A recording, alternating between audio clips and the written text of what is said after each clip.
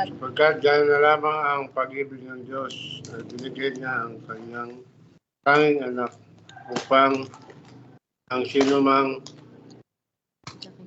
sa kanya ay sumampalataya ay hindi mapahamak at hindi wag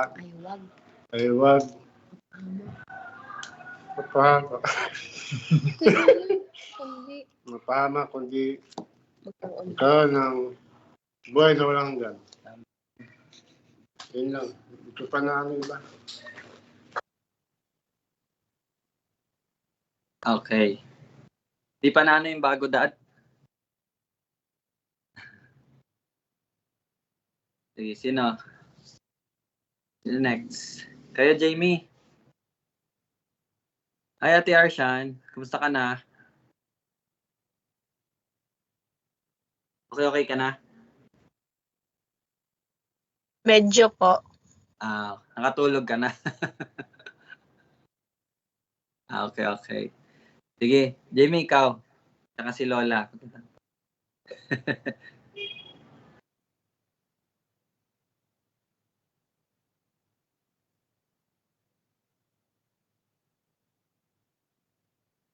Second Timothy chapter 3 verse 16 to 17. Ang lahat ng kasulatan ay kinasihan ng Diyos at mapapakinabangan sa pagtuturo, pagsaway, pagtutuwid at pagsasanay ng katuwiran upang ang mga anak upang ang tao ng Diyos ay maging ganap, nasasangkapang lubos sa lahat ng gawang mabuti. John 3:21.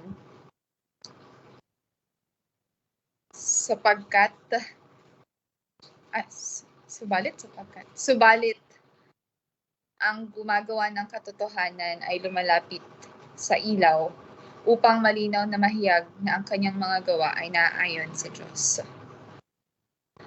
John 3:16. Sapagkat gayon na lamang ang pag-ibig ng Diyos sa sanlibutan na binigay niya ang kanyang tanging anak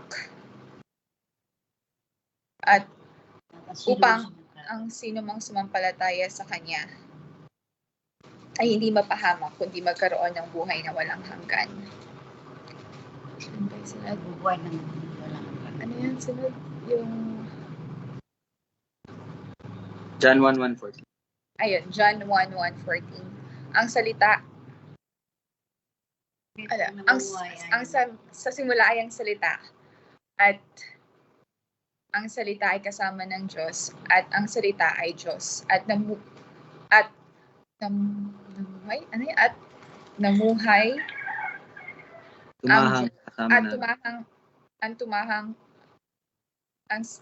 tumahang kasama namin at nakita namin ang kanyang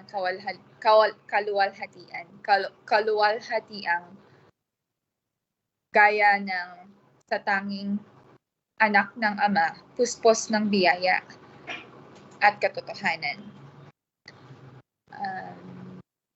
2 Peter chapter 5 verse 8. Magbantay kayo, magpakapitino kayo, magbantay kayo.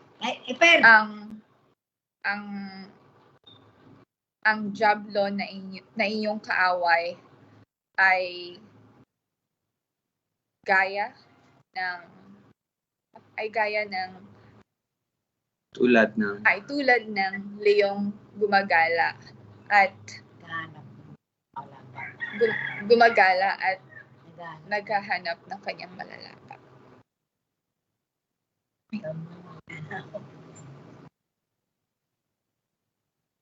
Ikaw, Dola.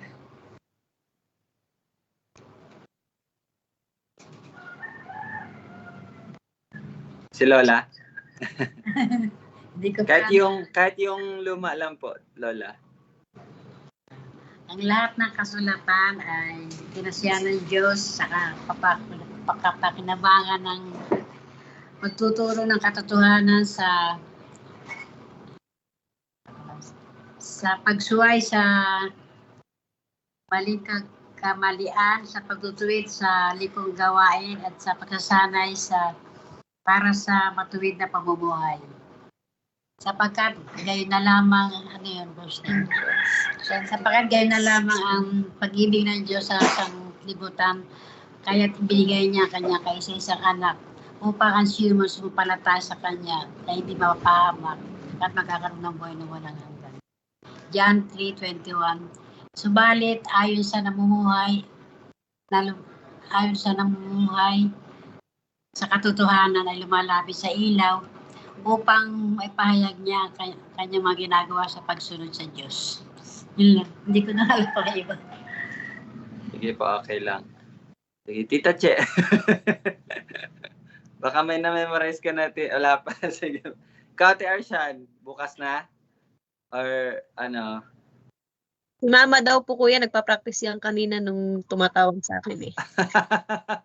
Nagpa-practice pala. Tapos na si Tita eh. Tapos na kami nung Monday. Sige, bukas. Yung dalawang bago. Next week pa, Tita. Next week. Ano natin yan next week. Nilagay ko lang para ma-memorize na ng iba. Ayan, sige po. Anyway, so siguro magsisimula na tayo. Bukas na lang po yung mga hindi pa nakapag sa memory verse natin. Sige, so good afternoon and welcome po si Tita Bing na nanonood dyan sa online. Hello Tita Bing and hello sa lahat. So,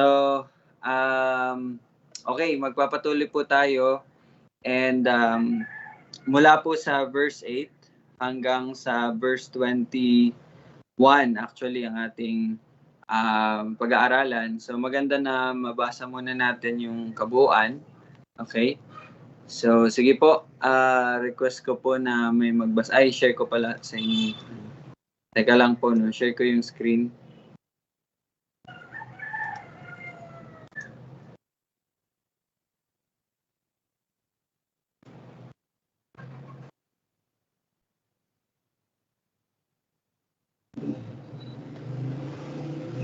Ayan, okay. So from verse 8 hanggang 21. Sige. Tita Che, okay lang ikaw magbasa, Tita Che. 8 to 21. Okay. 8 to 21? Apo. Sige. Lucas 2 verse 8 to 21. Ang mga pastol at ang mga anghel. Sa lupaing iyon ay may mga pastol ng tupa na nasa parang na nagbabantay sa kanilang kawan sa gabi. Tumayo sa tabi nila ang isang anghel ng Panginoon at ang kaluwalhatian ng Panginoon ay nagliwanag sa palibot nila at sila'y lubhang natakot.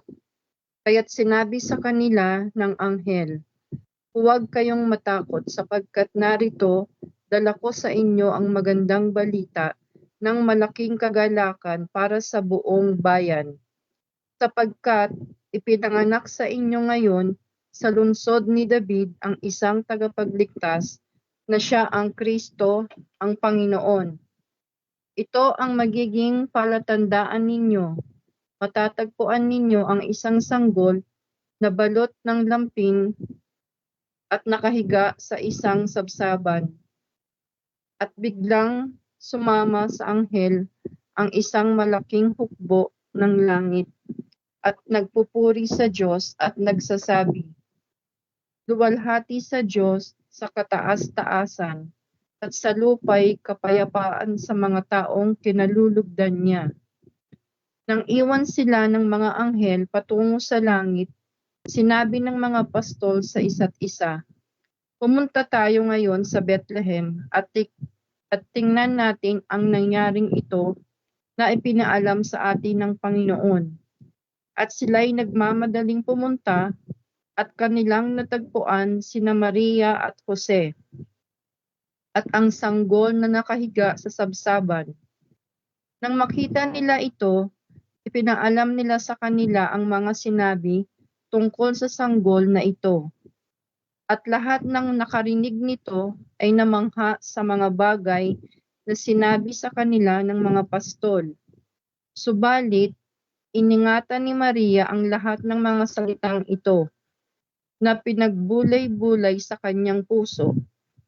Pagkatapos ay bumalik ang mga pastol na niluluwalhati at pinupuri ang Diyos dahil sa lahat ng kanilang narinig at nakita, ayon sa sinabi sa kanila.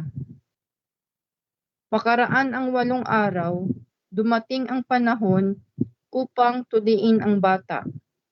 Tinawag siyang Jesus, ang pangalang ibinigay ng anghel, bago siya ipinaglihi sa sinapupunan.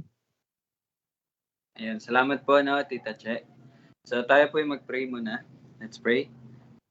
Panginoon, maraming salamat po sa patuloy na paghahayag ng karunungan at pagbibigay sa amin ng biyaya na makapag-aral po ng iyong salita. Tunay nga ng iyong salita ang siyang magtuturo sa amin at magsasanay sa amin sa katuwiran. At tunay nga na ito rin ang siyang magsasaway at magtutuwid tungo sa katuwiran. Panginoon, sa pagbabasa namin ng kapanganakan ng aming tagapagligtas, ipaalala mo po sa bawat isa na bawat isa ay ligtas na at hindi na po pinaghaharian ng kasalanan. Panginoon, kung meron man po ang namumuhay sa pagka-umaling sa kasalanan, pagtatago, pagkukunwari, pagsisinungaling, salamat dahil ang katotohanan mong maghahayag nitong lahat na ang iyong mga pinili ay tunay nga magkakaroon ng takot sa iyo, tunay nga magkakaroon ng bigati na nagmumula sa iyo na magdudulot ng tunay na pagtalikod na siyang nagpapakita ng tunay na pagliligtas mo, Panginoon. Ikaw po ang magtuwid, magsaway sa bawat isa. At salamat, Panginoon, sa karunungang patuloy mong ibibigay sa iyong mga anak na patuloy na hinahanap ka. Salamat, O Diyos, sa pagbibigay ng ganitong puso. At salamat dahil lahat na ito ibiyayang mo lamang. Lahat ng kaluwalhatian at papuri ay sa iyo lamang, O Diyos. Aming panalangin sa pangalan ni Jesus. Amen. Okay. So, balikan natin yung verse 8. Ito po, no, itong babasahin natin ngayon ay napakagandang tagpo. Lahat naman po ng tagpo sa salita ng Diyos, no. Pero ito yung, kumbaga, ito na talaga yung pagiging masasabi ko na pagsasakatuparan, no, ng pagpapakita ng habag ng awa at pag-ibig ng Diyos, no, para sa kanyang mga iniligtas. So kaya po sa panalangin ko kanina, nanaway ito'y maghayag talaga ng puso ng bawat isa, no, na sa katotohanan. At kasi nga ito yung magandang balita, no? So, sige, simulan natin. Verse 8. Sa lupaing iyon na may mga pastol ng tupa na nasa parang na nagbabantay sa kanilang kawan sa gabi. So, makita nyo po dyan, mula po doon sa verses 1 to 7 na ipinakita sa atin kung saan ipinanganak ang Panginoon, no? At sige, balikan natin yung verse 7. Ito yung setting, ito yung kinalalagyan niya, no? Kanyang isinilang kanyang panganay na anak na lalaki, binalot niya ito ng mga lampin at iniiga sa isang sabsaban sapagkat walang lugar para sa kanila sa bahay panuluyan. Now, bigyan ko lang po kayo ng konting information about dito sa sabsaban. Kasi baka po naisip natin, okay, sabsaban, parang alam mo yun, sabsaban. Parang ganun lang. Pero isipin niyo po yung lugar or itong Israel, no, itong Bethlehem o itong nation ng Israel na isa talaga sa pangunahing pinagkukunan nila, no, ng kanilang mga pangangailangan is yung livestock or yun nga, yung hayop ba, no? Isa po yan sa kanilang agriculture, tsaka ganun po. And then, imagine, itong sabsaban na ito, sa English translation, yung kainan to ng mga hayop. Kainan po. Kainan. Okay? Kainan. So, imagine niyo po yung, di lang natin alam kung ano yung itsura, pero siguro parang barrel na naka U-shape, no? Tapos nakalagay. And then, imagine niyo kung magpapakain ka ng hayop, siguro lalagyan ng konting tubig, tapos mga feeds, or wala pa sigurong feeds that time, no? Mga dahon or mga ano ba mga kinakain nila, nilalagay doon, hinahalo-halo, kinakainan, tapos pagkatapos pong kumain, syempre dudumi yung mga tag dito, yung mga hayop. So imagine niyo po yung amoy, no? Imagine niyo po yung kalat, imagine niyo yung tubig, siguro maano din to, no? Parang tawag diyan, lapok ba, lapok. Ano tawag diyan sa Tagalog? Yung may mga putik-putik, no? So, imagine niyo po yung setting, no? Yung setting na yan. So, siguro nung nanganak si Mary, tinry talaga nilang linisin, no? Yung siguro isang lalagyan na isang kainan, no? Isang lalagyan or kainan. Yun nga, yung manger. Ano po yun eh? Kainan yan eh. So, nilinis nila. Pero imagine, di ba yung kawali nga na pagpiprituhan natin sa isang lang, mahirap na tanggalin yung mga itim-itim, no? Pero imagine that, no? Imagine that kainan ng na ilang taon na ginamit. So meron mga lumot, meron na nakadikit na mga kung ano-ano, no? Imagine that. No, imagine that. Ito, hindi ko po kayo inaano sa emotional na hindi ko po kayo dinadala sa emosyon, but meron lang po akong gustong ipunto sa inyo na ito yung kung saan po inilagay at ipinanganak ang hari ng mga hari, Panginoon ng mga Panginoon. Pinanganak ang tagapagligtas, ang Mesiyas, ang Kristo, no? Ang pinili. Diyan po inilagay, no? Ang tagapagligtas, no? Imagine such humility, no? Yung hindi pagpapakumbaba eh. Yes, that's part, pero yung pagpapababa niya ba, no? Pagpapababa niya. No? And later may mga words po na magdidiin sa ganung Pero yun lang po, gusto ko lamang pong sa inyo. And sabi ko nga po, sabsaban is isa siyang senyales na ibibigay mamaya. Mababasa natin yan sa verse 12. Napaka-importante yung sabsaban. Kasi binalot sa lampin, lahat ng anak, lahat ng bagong ipinanganak, ibabalot po yan sa lampin. Pero the distinctive description, pag sinabi kong distinctive, yung natatanging bagay na magpapakita na ito talaga yung sinasabi. Kasi mamaya, nabasa natin kanina, di ba? Merong sinabi ang anghel, no? Yun yung natatanging bagay na magsasabi na ito yung sinasabi ng anghel, no? Kaya hina-highlight ko po yung salitang sabsaban. Pero imagine that, no? Imagine the settings. Imagine kung gaano nagpababa o nagpakumbaba ang Panginoon, no?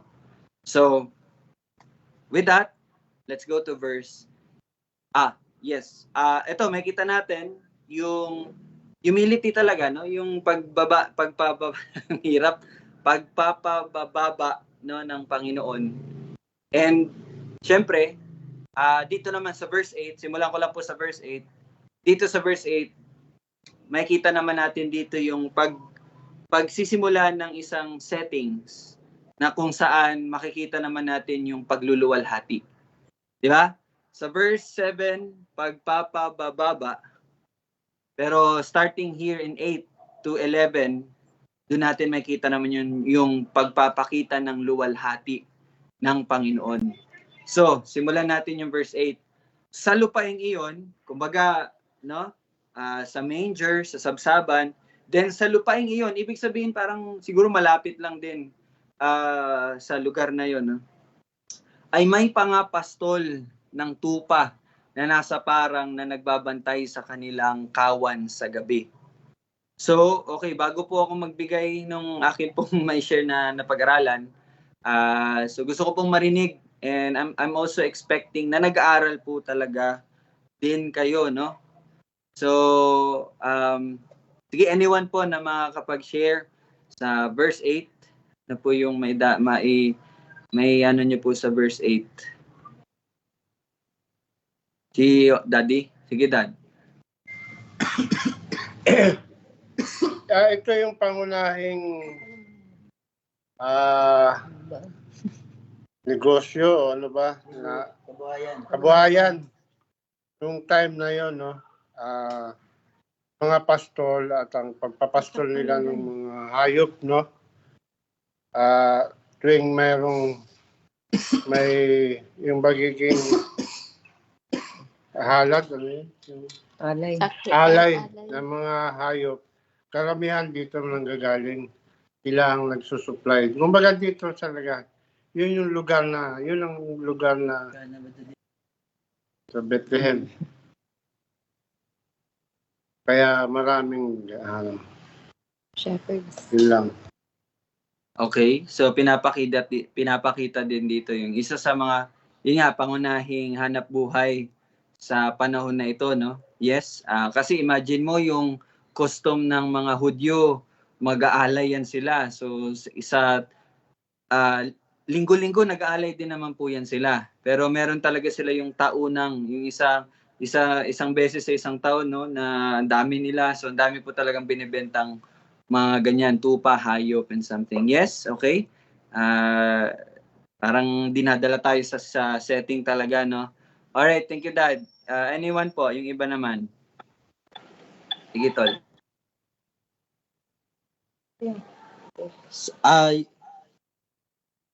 Yung nakita ko rin naman sa 8 is yung yung praise na sa lupaing iyon. Dun sa karatig na lugar kung saan ipinanganak, no, ang Panginoon. So may naganap. Tapos yun, mababasa natin sa mga latter na verses kung ano yung mga naganap na yun. So na-highlight ko lang yung sa lupaing iyon. Ibig sabihin, doon pala magkakaroon ng witness talaga itong pangyayari na magpapatunay, bilang patunay sa na ang magaganap sa mga next na talata ay tunay na naganap. Ayun, yes, salamat, Tol. Kumbaga, from verse 1 and 2 kasi, pinakita sa atin doon na di ba, tatandaan niyo po, si Augusto Caesar, si Quirinius, mga totoong tao, mga totoong nailathala po sa kasaysayan. Even yung event po na yon, yung pangyayaring pagtatala, yan po ay naisulat po, no, sa kasaysayan. So, sabi nga ni R.C. Sproul, nakikinig ako sa kanya habang naliligo kanina. Tinig ko yung time na yon para makinig. Sabi niya, si Lucas daw hindi siya nagsimula ng once upon a time. Hindi niya sinimula na once upon a time, no? Kumbaga hindi po ito fairy tale, hindi po ito fictional or story na gawa-gawa lang, but this is true, no? Ito ay totoo na nangyari. And jump tayo sa verse 8. Yon yung sinabing sa nasa parang, no, yung sa lupaing yun. Kumbaga, yun nga, meron kasi mga tao doon na kumbaga magpapakita na meron talaga pong mga eyewitnesses, meron pong mga saksi, no, nakasaksi po ng kapanganakan ng Panginoong Hesus. Actually, hindi lang sila naging saksi, but sila po ay nag-evangelize at the time. Sinare nila sa kanilang mga kakilala at nakikita yung magandang balita na inihayag sa kanila, no, ng anghel. At yan ang mababasa natin mamaya. And dagdag ko lang din po sa parang na ito, no. Ito po, kung babasahin po natin sa English kasi, ang pagkasabi dito, and in the same region, yung pala yung ano mo tol, yung region sa ano na yon, sa lupaing iyon, tama tol? Yun yung inano mo, sa lupaing iyon. Okay, sa mamaya pala ako. Yung akin kasi yung parang yung field, okay? Sige, mamaya na po ako, kayo muna. Anyone, baka may maidagdag pa po yung iba. Si Zoe, baka may madagdag. Ganda-ganda naman yun, oy. Sige po, baka may madagdag po tayo.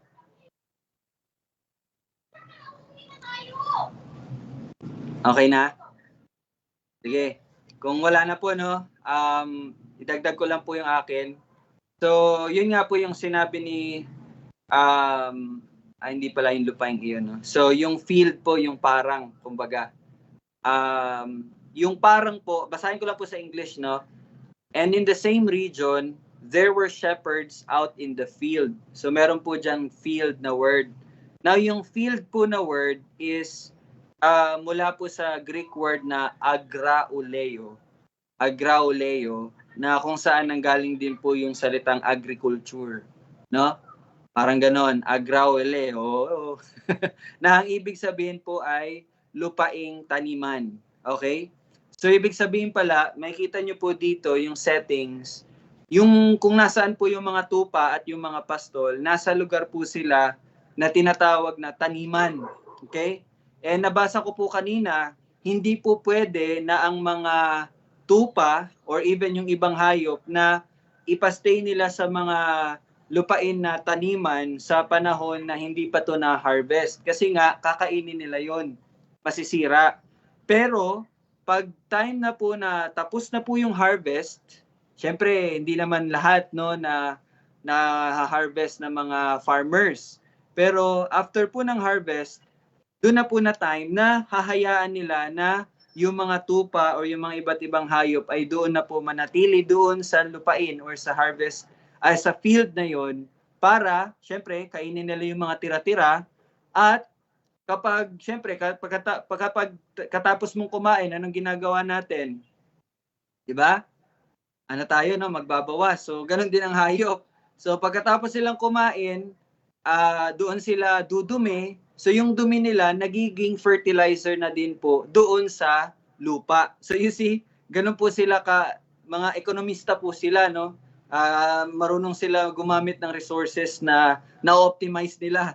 So papakainin nila yung mga tupa, then yung dumi nila magiging fertilizer naman for the next planting season. And then ito rin po ang nagsasabi na magbibigay ng ideya kung kailan po nangyari yung kapanganakan ng Panginoong Hesus. Sabi po sa nabasa ko, itong time daw na ito, yung time na pagkatapos ng harvest time, nagmumula sa July hanggang September, October daw ito. Okay? So it's possible daw na ipinanganak ang Panginoong Hesukristo September or October. Mga ganun daw. Anyway, ano lang yon, parang dagdag lang nila na parang hint, no? By the way, hindi po December 25 ipinanganak ang ating Panginoong Jesus. Actually, pagan, galing rin pala po yan sa pagan practice yung December 25. So, hindi na tayo po dyan sa 25 na yan. At Roman Catholic Church din po ang nagtakda ng December 25. Meron silang dahilan at yon ay ano rin po talaga, kumbaga birthday daw nakalimutan ko lang, si Jamie kasi nakapagbasa nun eh. Pero maririnig niyo po yun sa preaching din ni Dr. John MacArthur sa history ng, kasi nagsimula siya sa Luke 1 ba yun? Or Luke 2? Sa Luke 2, 2. So kayo po, kung makikinig po kayo, maralaman nyo yan, no? Well anyway, ano lang po yun, konting dagdag na ano lang po sa atin. But anyway, nasa na ba ako? Yes, so yun po. So yun yung settings, nilagay po ng mga pastol itong mga tupa nila doon sa field kasi pwede na kumakain ng kanilang mga tupa. Now, meron pong salita dito na pastol, no? Ang mga pastol ng tupa. Now, nabasa ko lang din po kanina na malimit po na mga pinakabatang lalaki sa pamilya ang gumagawa po ng ganitong trabaho. Okay, kaya 'di ba tandaan niyo si David, siya po yung pinaka bunso, 'di ba? Pero siya yung inatasan na maging pastol ng kanilang mga tupa. Bakit po? Kasi hindi pa handa yung pinakabunso para sa iba pang mga gawain na mga trabaho na mas mabibigat. Kaya yung pagpapastol binibigay siya usually sa mga bunsong anak. Okay? So, wala lang, dagdag ko lang na malay nyo, magamit natin mamaya. And nagbabantay sa kanilang kawan sa gabi. Well, ito pong time na binigay dito sa gabi, very important din po ito kasi dito nyo makikita na lagi po ito talagang ginagawa ng mga pastol araw at gabi kasi nga po iniingatan nila yung mga tupa, 'di ba? Iniingatan nila mula sa mga magnanakaw, mula sa mga wild animals. Yun, no? So, and later, 'di ba, mababasa natin ang Panginoon natin ang Great Shepherd, no? But anyway, ito pong ginagawa nila na araw at gabi, ginagawa nila to araw-araw sa buong taon. Okay? Ginagawa po ito ng mga shepherd. Okay? So, yun po ang ating sa verse 8, pinapakilala lang natin itong mga unang mga hinihayagan ng magandang balita. Okay? Hindi po mga hari, hindi po mga gobernador, hindi po mga ganon, but mga tupa. No? And so, verse 9, tumayo sa tabi nilang isang anghel ng Panginoon at ang kaluwalhatian ng Panginoon ay nagliwanag sa palibot nila at sila'y lubhang natakot. Okay, bago ko po sabihin share yung akin, okay, kayo naman po ulit. Encourage ko po lahat na magsalita, i-share nyo po yung napag-aralan nyo para makita ko rin kung nag-aaral po ba talaga kayo or hindi. No? Para mapag-pray ko pa kayo. Okay? So, wag po kayo mahiya na mag-share. Sige po. Anyone? Sige, Dad, nahan mo. Hindi, pinapakita dito kasi, di ba nga, matagal na walang pagpapakita ng anghel, no? So, ang usual o yung normal na naging ng tao is takot. Kaya wala. Sakto. Kumbaga, nagugulat ka, di ba? Matatakot ka. Ang hilong. Kasi nga sa nalaman nila na hindi lahat ng ng anghel ay magandang balita. Parang gano'n. Pwedeng Dagdag ko lang din, meron akong narinig na pastor, nakalimutan ko lang siya. Sabi niya, usually daw, takot daw talaga yung mga tao kasi imagine mo daw sa Old Testament, isang anghel lang nakakapatay ng 200,000 katao. So, with that mindset, takot ka talaga. Imagine mo isang anghel lang, 200,000 agad patay in just one snap of a finger. Parang ganun. Dagdag ko lang. Sige, Tol.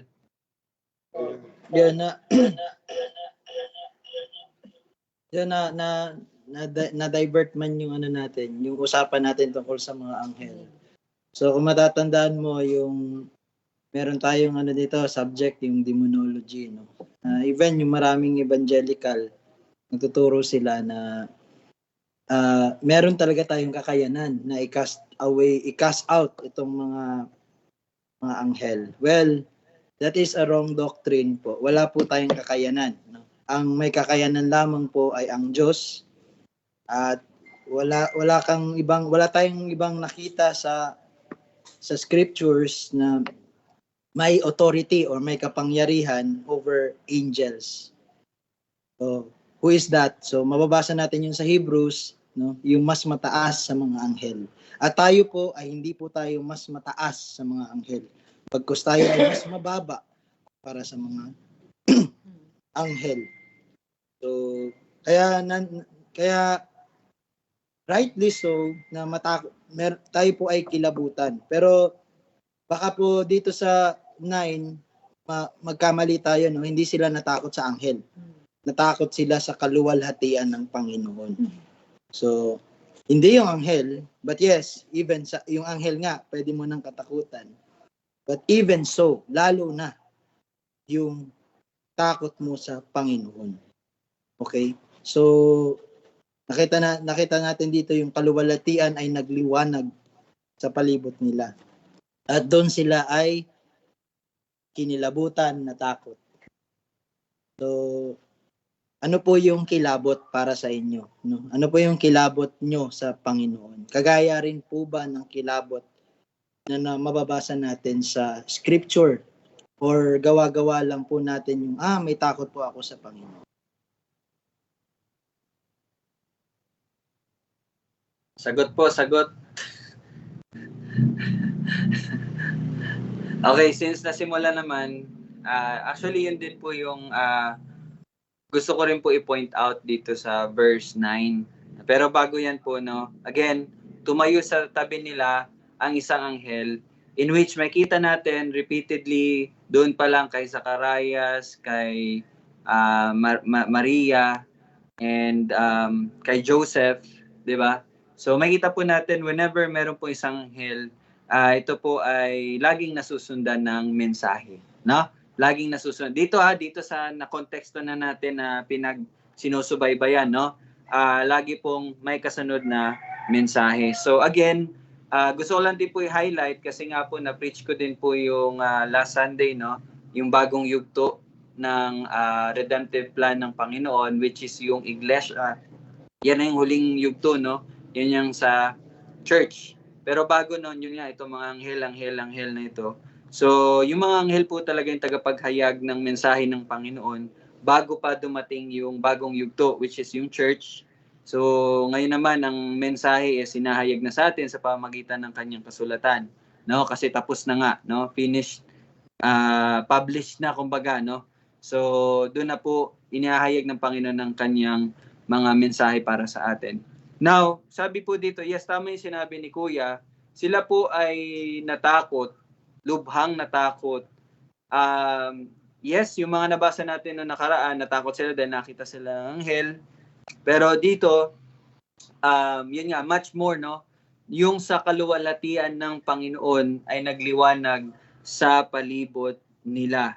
And actually, narinig ko si R.C. Sproul kanina, yung kaluwalhatian na to, yung, ewan ko tol kung alam mo to, hindi ko lang masyadong yung Shekinah glory. Tinatawag na Shekinah glory. Baka makapagbigay ka ng details about sa Shekinah glory. So, not much dun sa Shekinah glory, but sa glory, sa kaluwalhatian ng Panginoon. Kasi, kung mababasa talaga natin sa scripture, walang makakakita sa Panginoon na siya ay mabubuhay. Walang makakakita ng wangis ng Panginoon na siya ay mabubuhay. And rightly so, tayo po bilang mga tao, mga nilalang, we are finite.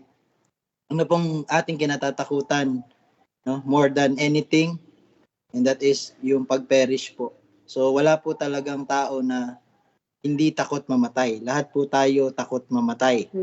Okay po? Takot po tayo sa kamatayan sapagkat ang kamatayan po ay hindi blessing. No? Ano po yung makikita nyo sa mga maraming deliverance, impartation, healing, ano po ang gusto ng tao naturally?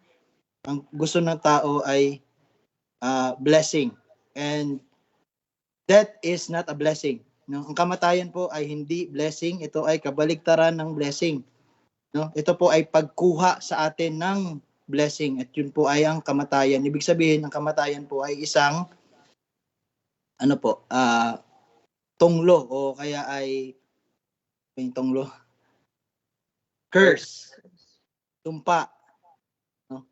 Tumpa po ang ibig sabihin nun. And kung tayo po ay nag-aaral ng salita ng Diyos, mababasa po natin sa Pentateuch, no, sa Exodus, na meron dong time na nandun na sila sa Mount Sinai at si Moses yung ginamit ng Panginoon bilang ang propeta. So ang walang ibang nakakasalamuha ang Panginoon kundi si Moses. Pero even Moses, lagi siyang binabalaan ng Panginoon na huwag titingin sa kanyang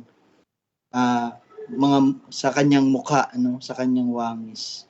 So you see, ano talaga, Shekinah glory, hindi ko pa masyadong pero narinig ko na to for maraming beses ko na tong narinig, and Shekinah glory is really a glorious kumbaga manifestation of God, and hindi lamang po yan bulalakaw, hindi po yun bulalakaw. Ito po ay magpapakita ng kaluwalhatian ng Panginoon, kung ano talaga ang Panginoon. Siya ay banal. So, yun, Shekinah glory, parang it refers to the holiness of God. Parang ganun. So, ayun. Actually, pinagtatakpan tayo ng Panginoon, no, sa kanyang kaluwalhatian, no. Pero when there's a time na yung kaluwalhatian ng Panginoon dito sa English is the glory of God shown upon them.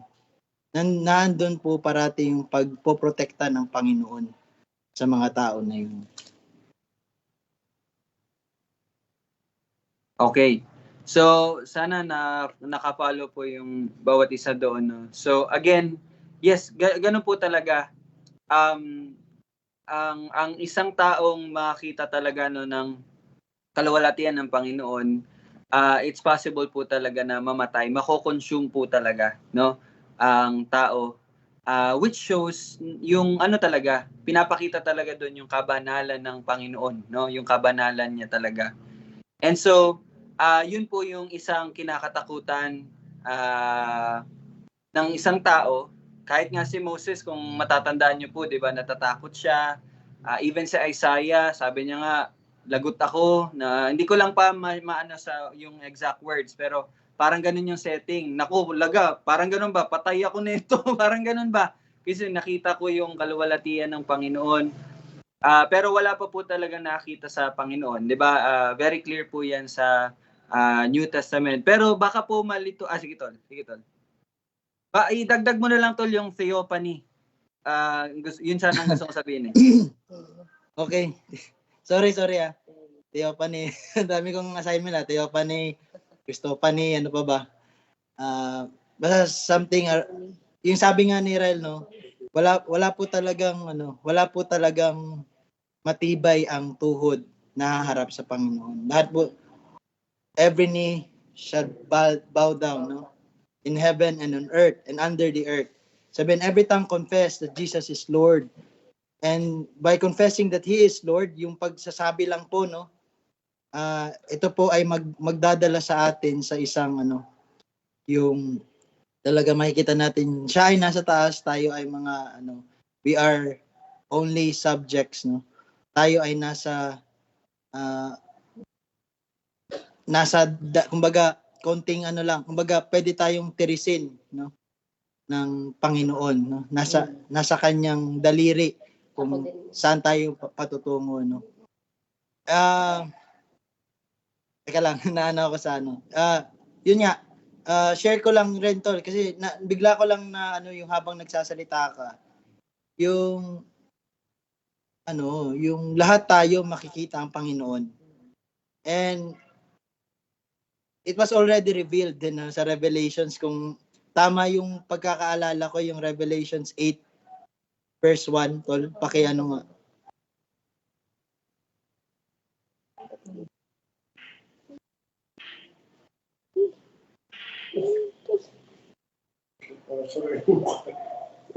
Ito, tama nga, yan. Nang buksan ng kordero ang ikapitong tatak. Tatak po ay parang hindi to ink, seal to, selyo selyo. Nang buksan ng kordero ang ikapitong tatak, ay nagkaroon ng katahimikan sa langit ng may kalahating oras. At kung hindi ako nagkakamali, yung katahimikan na to ay pagpapakita ng yung salita na pagkamangha, pagkakilabot, pagkatakot ng lahat, sapagkat nung nabuksan na yung huling selyo, ay makikita natin, no? Nakita natin yung kaluwalhatian ng Panginoon. And yun nga, dagdag natin theophany, from the word theo, which is divine, then paneros or paneros, nang ibig pong sabihin ay parang manifestation o pagpapakita, baga, ano ba yung manifestation?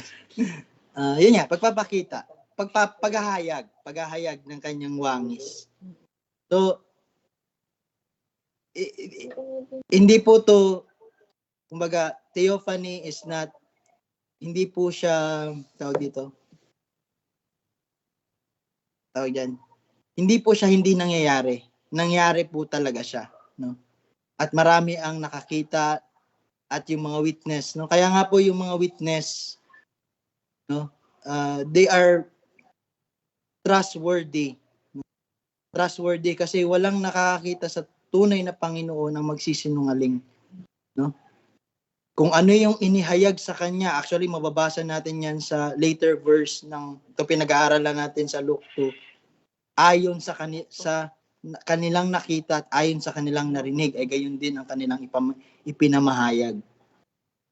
So, theophany will only lead to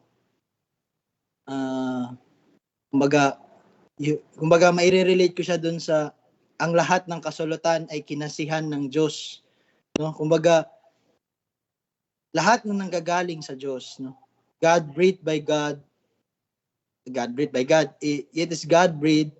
Tapos ito, pag ma-manifest na yung sinasabi ng theophany or God's manifestation, pagpapakita ng Diyos, it will only lead to the truth of God, no? So, kaya po, mabigat po talaga na sa panahon natin may magsasabi, sabi ng Panginoon sa akin ito. Kasi pag hindi po totoo yung sinasabi mo, that is blasphemy. Okay? So, kaya po itong ginagawa ng mga brothers natin sa charismatic and Pentecostal, kakilakilabot po talaga tong kanilang ginagawa. Kaya po, ini-invite ko kayo ngayong April 27, let us join. Andrew Rappaport, Justin Peters, and Tim Osman, no? So kung ano man po ay yun nga, mga unbiblical sa strange fire. Ayun, inaanyayahan ko po kayo. Maganda po yun, no, na makasali sana. Well, anyway, balik tayo doon. So, nabanggit ko lang po yung theophany na kasi nga po, meron pong mababasa kayong verse na, sino nga yun yung nakipag-wrestling daw sa Panginoon? Si Jacob, Israel. Si Jacob. Baka mabasa niyo po yun. Doon po galing yung pangalan na Israel, no? God strive or God wrestles. Kaya po Israel. Okay. So, kasi nga po baka masabi niyo, sabi nila, Kuya Rael, mamatay ka kapag tapos ito, nakipag-wrestling pa talaga, nakipagbunuan pa talaga. Well, yun po yung tinatawag na theophany. God's manifestation na parang, yun nga, kasi parang tao yung nakipag-wrestling sa kanya eh. Pero actually, paano ba? Ang hirap lang kasi talagang ibanggit sa words, no? Parang masasabi ko, hindi talaga yun yung Panginoon talaga. I mean, siya yun, pero in manifestation lang na katulad ng sa natural na kung ano tayo. For example, yung tao, naging tao, parang ganun, theophany po ang tawag po doon. Okay? Pero hindi pa po talaga yun. Kasi kapag nakita mo talaga yung kaluwalhatian ng Panginoon, wala talaga, lusaw talaga tayo if without Christ. Parang ganun po ang gusto kong sa inyo, no? Okay? So, theophany. Meron pa isa Christophany. Christophany naman is, yun, kay Christ naman. Tama ba, Tol? Theophany is God the Father, no? And Christophany is Christ. So, may mga ganun kasing manifestation. Sige, Tol. Ayun, Tol. Maganda lang, So, mamaya kung meron sa inyo mag-a-add doon. Pero, medyo na-engage lang talaga ako dito sa mga napag-aaralan ni Utol regarding sa theophany. At saka, Cristofani. Kasi ulit, meron pong maling katuruan na naman. Sorry po, no, puro maling katuruan na lang ang aking sinasabi. No? Regarding sa mga bagay na yan, na meron pong view, heretical view at that po, hindi po siya katotohanan. Ito po ay kasinungalingan, na si Kristo po ay theophany lang. Siya po ay manifestation lamang. No? Yun po yung itatak nyo na po yan sa Oneness Pentecostalism, hindi po yan Christianity. That is heretical view po talaga. And pag sinabi natin na si Kristo ay manifestation lamang ng tunay na Diyos, that means yung katuruan po na modalism, no? Mga manifestation lamang po at hindi talaga totoo yung sinabi ng scripture na sa verse 1, chapter 1 verse 14, that we have seen His glory, His radiance, no? The radiance of the only true Son, no? Full of full of grace and truth. So pinabubulaanan po ng mga ganitong katuroan. Kaya nga po talaga, importante po talaga na kilala nyo ang Diyos. Sapagkat sa pagkakakilala lamang ng Diyos, siya ay maluluwalhati. At again, mababasa rin natin sa mga next na verses, no, dito sa Lucas 2. Ayun. So malinaw po, no, yung na si Jesucristo na siyang pumarito, itong pinanganak nating pinag-uusapan, siya po talaga iyon. Okay? Pero para lang magkaroon kayo ng idea, bigyan ko po kayo ng example ng Christophany. Ewan ko lang kung tama. Ito, yung isang example ng Christophany is yung sa Daniel, yung tatlong kaibigan ni Daniel na tinapon po doon sa naglalagablab na pugon. Merong isang tao, di ba? Ito, mga na-Bible study na natin to, core leader. Si ano po yun? Yun yung Christophany po yun. Si Christ po kasi yun. Okay? Yun yung example ng Christophany. Okay? So, iba yung theophany, iba naman yung Christophany. Okay? So, anyway, bago tayo magtapos, gusto ko lang pong bigyang pansin itong huling dalawang salita dito, yung lubhang natakot. Lubhang natakot. So, ito pong lubha dito is mula po sa Greek word na megas. Ito pala yung mega. Megas, kumbaga sobra, no? Mega, super. Hindi lang po sila natakot, but super duper nakakatakot. Parang ganun. Sobrang pagkatakot po talaga ang kanilang naramdaman dito. At yung takot po na yun, ay yun nga po, hindi siya yung takot na scare or parang ganun. Pero ayon din sa Greek word na phobio or phobia ba totol? Na kumbaga pagkatakot dulot ng matinding respeto, yung reverence ba, yung awe, no, yung pagkamangha. No, hindi siya yung takot na basta yung takot ka dahil nakakatakot yun. But ito yung takot na dahil napuno ka ng sobrang pagkamangha at yung alam mo yung pag-acknowledge mo ng pagrespeto mo, no, at yung pagpapakumbaba mo sa taong kinakatakutan natin. So dito lang din, no, parang yun yung tinanong, actually yung tanong ni Kuya kanina. Ano ba yung takot na meron ka, no, sa Panginoon? Ito ba yung takot na dulot ng matinding pagrespeto, yung reverence? Di ko alam yung Tagalog kasi ito basta ginagamit ko na lang yung malalim na pagrespeto, malalim na pagtingala, parang ganun ba, no, sa Panginoon. Ito, hindi ko talaga makakalimutan itong sinabi ni R.C. Sproul. Kasi parang yung preaching niya about din sa presence, yung parang coram deo ba, no, yung glory of God. Sabi niya talaga, sige nga, sino sa inyo dito na kapag pumasok, parang anuhin niyo lang po, yung parang gawin lang nating kapag dito, sabi niya sa auditorium kasi for example sa conference na pag pumasok ang Panginoon dito, sino dito yung parang pagpasok niya nakaganon pa rin? Alam niyo yun, yung parang nakaano pa rin, sa cellphone pa rin, no? FB pa rin. Ganun ba, no? Sino sa inyo, no, sabi niya, sino sa inyong may kayang gawing yun kapag dumating ang Panginoon, no? Kapag pumasok siya sa pintuang yan, sabi niya ganun. Sigurado daw siya lahat, no? Yun yan, sabi ni Kuya, no, na lahat talaga ng paa, no? Mga ngatog, manginginig. Everyone will bow down. Kasi ano talaga, maano mo talaga yung kaluwalhatian, yung glory talaga na meron ng Panginoon. So, bakit ko po iyon sinasabi? Yun nga, lagi po nating isipin that tayo po ay namumuhay na po tayo na kasamang Panginoon, no? Ayun nga, yung Coram Deo, we are living in the presence of God. And yun nga din, napag-aralan ko din yung Ephesians 2 verse 7 ba yun or 8? 6 or 7 na at pinaupo tayong kasama niya, no? Pinaupo niya tayong kasama niya. Kung papansinin niyo po, kung natatandaan niyo, 'di ba, yung tense of verb past, no? Tapos na, kumbaga, ano na ba? Nandun na. Paano nangyari yun? Nandito ako, tapos nandun na ako, parang gano'n, no? Pero ibig sabihin po noon na gano'n na po yung katayuan na meron tayo nung tayo ay binuhay ng Panginoon.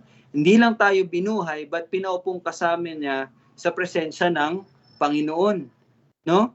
So, with that in mind, no? Yan na sa pag-iisip na kung lagi po nating kung naintindihan talaga natin na tayo po ay namumuhay in the presence of the Lord, 'di ba? Doon po talaga magkakaroon ng takot. 'Di ba? Takot na magreresulta ng, kumbaga, yun din nga po yung sinabi ko din, yung share ko na ang ating in English po kasi yung pag-decide natin na mag-say no sa kasalanan, ibig sabihin nun kasi yung kaligayahan natin is ang Panginoon. And ang kabaliktaran nun, every time na tayo pa'y gumagawa ng kasalanan, ibig sabihin ng ating pleasure, yung kaligayahan, kasayahan natin is mas doon sa kasalanan. And yun nga po, isipin natin that tayo, we are in the presence of God. So let's evaluate our lives. Tayo ba talaga ay namumuhay sa presensya ng Panginoon? Or tayo namumuhay na, yun, yung ibang takot yung meron tayo, yung, kasi 'di ba sabi dito, actually verse 10 pala yun eh, sinabi ng anghel, huwag kayong matakot. Baka ganun baka nagkamali tayo ng pagkakaintindi sa huwag matakot, na to the point na, bahala ka dyan. Alam niyo yun, yung hindi ka nag-aaral ng salita, patuloy ka sa kasalanan, patuloy ka sa alam mo yung wala kang respeto sa Panginoon, yung buhay mo hindi nagpapakita, hindi pinapakita yung, alam mo yon, yung bow down talaga sa Panginoon. 'Di ba? So isipin po natin yung sabi nga ni Kuya, anong klaseng takot ang meron ka? No? Kumusta yung pamumuhay mo, kapatid? No? Parang ganoon ang gusto ko po talagang i-remind sa bawat isa. Pero dito natin makikita mamaya, actually sa verse 10, yung reaction talaga na yung takot na may respeto talaga, no? Yung takot talaga na nagmumula sa Diyos, no? So yun, reminder sa bawat isa, tingnan nyo po, evaluate yourselves, no? Natatakot ka ba? Namubuhay ka ba ng may takot sa Panginoon, or nandun pa rin yung kayabangan na yan, hindi nag-aaral, patuloy sa kasalanan, pagmamalaki lagi, sarili ang gustong ginagawa, yung kaligayahan, yung pleasure ba, no, nasa mundo, no?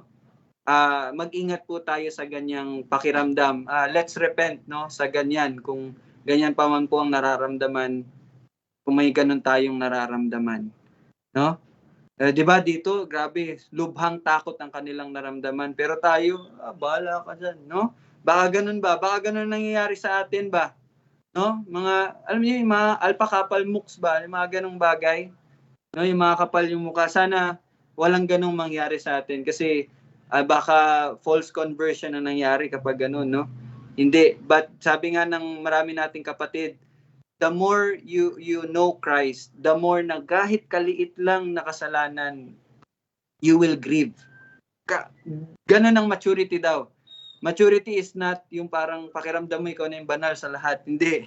Maturity is mas lalo mong nakikita kung gaano ka kadumi sa harapan ng Panginoon. Mas lalo mong nakikita na you are unworthy. But it's by the grace of God that you became worthy. Yan po ang tunay na maturity. Yan ang tunay na nakikilala niya ang Diyos. Tunay na nakikilala niya at patuloy niya na nakilala ang Diyos, na kahit kaliit lang na kasalanan, you will grieve. You will grieve. Why? Kasi naiintindihan mo kung gaano kabanal at ang kaluwalhatian ng Diyos. Naintindihan mo ang glory niya. Kaya may lubhang takot kang nararamdaman. Okay? So yun na po. Tol, baka may ano ka, Tol. Dagdag. Konti na lang, no? Kasi medyo ano na tayo, past 30. So, ayun, again, lagi na nababanggit ni Utol, no, si R.C. Sproul. Actually, ako po ay disipulo po ni R.C. Sproul. No? I am a disciple of R.C. Sproul. At sabi niya po sa kanyang one of his book na binabasa ko rin, everyone is a theologian. Ibig sabihin po, hindi po natin inaaral ang tungkol sa Panginoon. Pag sinabi pong everyone is theologian, hindi ko po sinasabi na lahat universal. Only those who are born again, tinutukoy po natin doon. Ang mga binuhay po ng Panginoon ay may tamang theology, or pag sinabi pong logos, pwede po nating i-interchange yung logos or yung word sa katotohanan. Okay? Because the word became flesh. And Jesus Christ, he says in John 14, no, I am the way, the truth. He is the truth. Kaya ang katotohanan po tungkol sa Panginoon, that is our theology. Only the Word of God. And meron pong isa pang pag-aaral or katotohanan. At yun po ay ang katotohanan tungkol sa tao. So lagi pong kaakibat ng theology ay ang anthropology o yung ano ang totoo tungkol sa tao. Actually, ganito po ang ginawa ng mundo. Ginagawang sipipay yung dapat na nasa taas at itinataas yung dapat na nasa baba. So, what must we ought to do?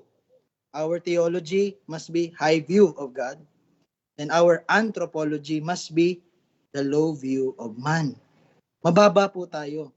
Kaya po, yung total depravity, nung natutunan ko po to at naibahagi ko sa inyo, at ako'y natuwa na talagang nag-respond, no?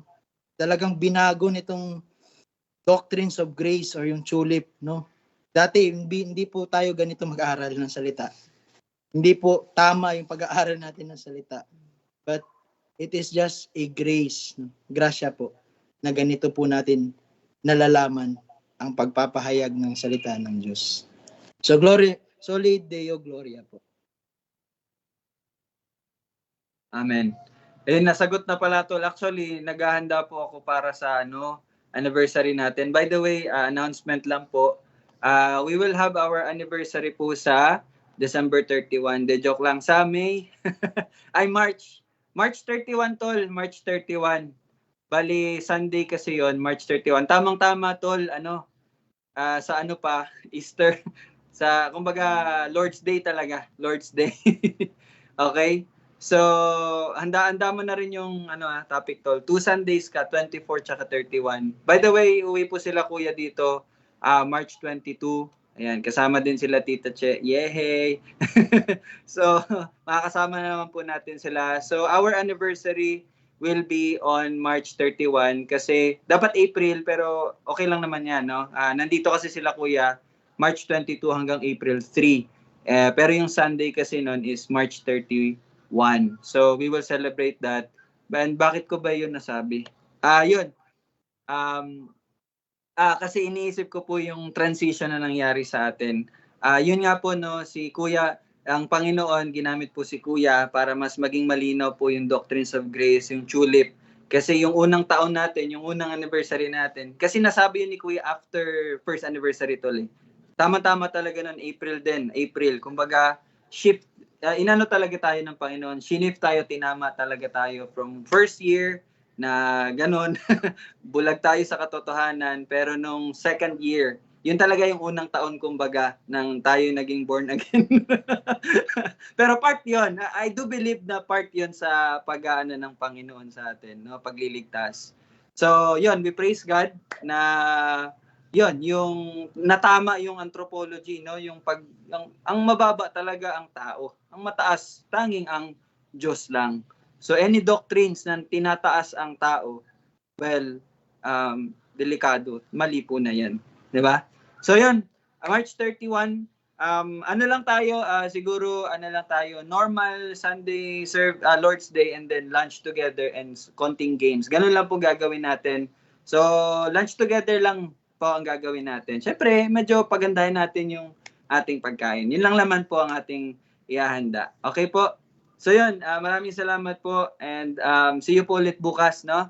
Sa ating pag-aaral. Sige tol, paki-close na lang sa prayer.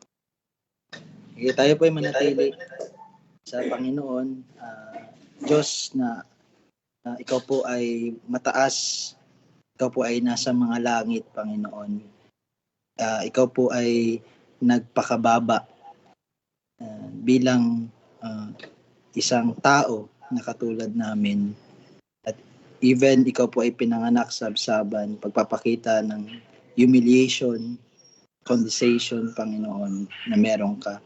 Hindi mo po tinanaw na ito ay kawalan, Panginoon, sapagkat ang iyong niluluwalhati ay ang iyong sariling kalooban at minarapat mo po na kaming mga pinili mo bagaman kami ay makasalanan, Panginoon.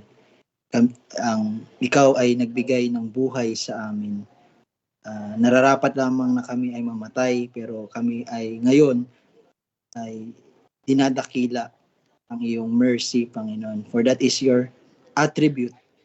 You are a merciful God. You are a loving God, Panginoon. Your loving kindness abounds sa mga pinili mo, Panginoon. At sa iyo, ang pagpapakita na sa aming buhay ay tunay na iyong binago at aming mga puso ay tunay na tumatanaw at nananalig at umaasa sa katotohanan, lahat ng katotohanan na iyong pinahayag sa amin. Ingatan mo po ang bawat isa, tulungan mo po ang bawat isa. Ito po ang aming panalangin sa pangalan ni Jesus. Amen. Amen, amen. Thank you po sa lahat. See you po bukas. God bless. Bye-bye.